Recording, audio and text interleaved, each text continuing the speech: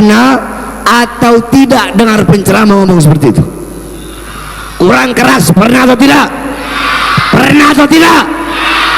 Kalau ada ustadz atau kiai atau habib atau dai atau penceramah atau guru siapapun ngomong seperti itu ustadz, itu kiai, itu habib, itu ulama, goblok.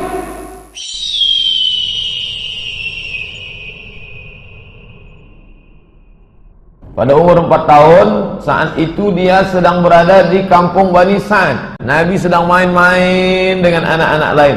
Dititipkan dengan ibu susunya yang kedua, yaitu bernama Halimatus Sa'diyah.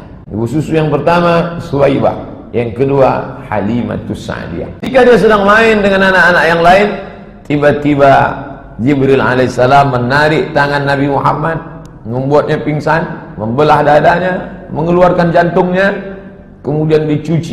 Jika dia sedang main dengan anak-anak yang lain, tiba-tiba Jibril alaihissalam menarik tangan Nabi Muhammad, membuatnya pingsan, membelah dadanya, mengeluarkan jantungnya, kemudian dicuci. Inilah pertama kali dibedah oleh malaikat Jibril alaihissalam. Lalu kemudian anak-anak ini mengadu ke rumah Muhammad, sudah dibunuh. Anak-anak itu melihat, lari pulang ke rumah ibu Halimatus Sa'diyah, Muhammad sudah dibunuh. Lalu mereka datang lagi dan mereka lihat wajah Nabi SAW berubah raut wajahnya. Kalian pasti sering dengar ada dai penceramah ngomong begini, Jibril turun membawa cawan terbuat dari emas, di dalamnya berisi air dari surga. Dibelah dada Nabi Muhammad, diambil hatinya, dibersihkan dari kotoran-kotoran, disucikan. Saya tanya, jawab semua yang keras. Pernah atau tidak dengar penceramah ngomong seperti itu? Kurang keras, pernah atau tidak? Pernah atau tidak?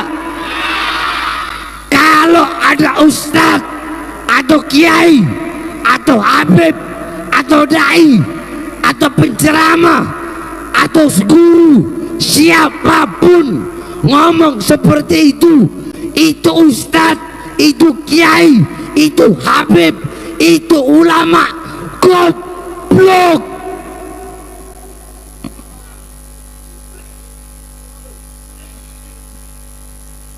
Saudara-saudara, kewajiban dai itu, kewajiban penceramah memberikan pemahaman, memberikan penjelasan kepada umat, kepada pendengar sesuai dengan akal mereka untuk menerima penjelasan dan penyampaian tersebut.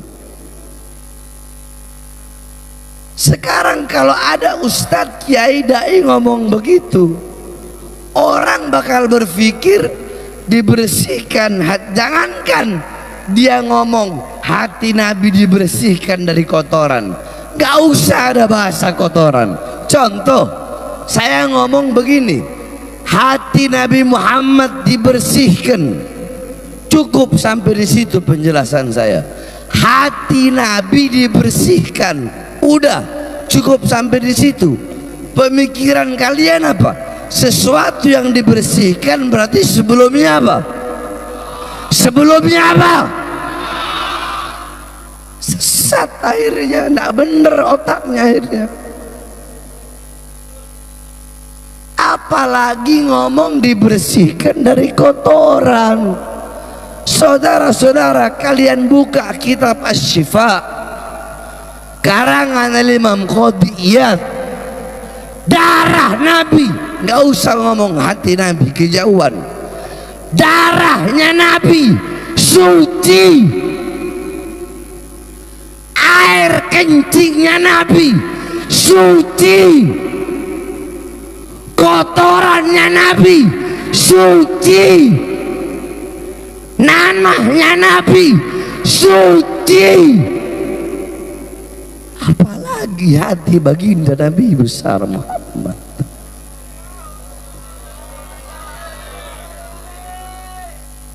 Makanya orang sekarang ini banyak ustadz, kiai, kalau saya bilang kiai-kiai supermi, digodok 5 menit jadi.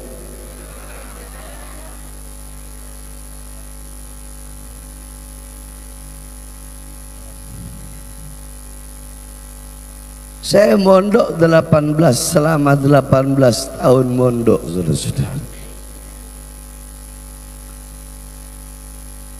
Makanya ada namanya rojulun la yadri wa la yadri annahu la yadri.